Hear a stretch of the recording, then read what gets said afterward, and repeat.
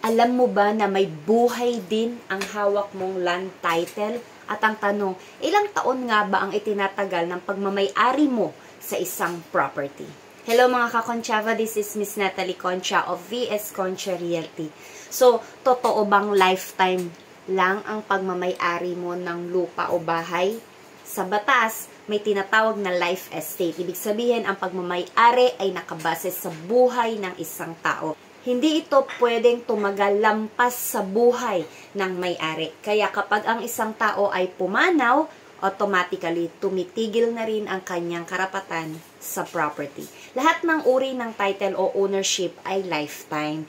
Kaya nga kapag namatay ang may-ari, kailangan ng judicial o extrajudicial settlement para mailipat sa mga tagapagmana. At kung may last will and testament, yan naman ang voluntary termination ng ownership.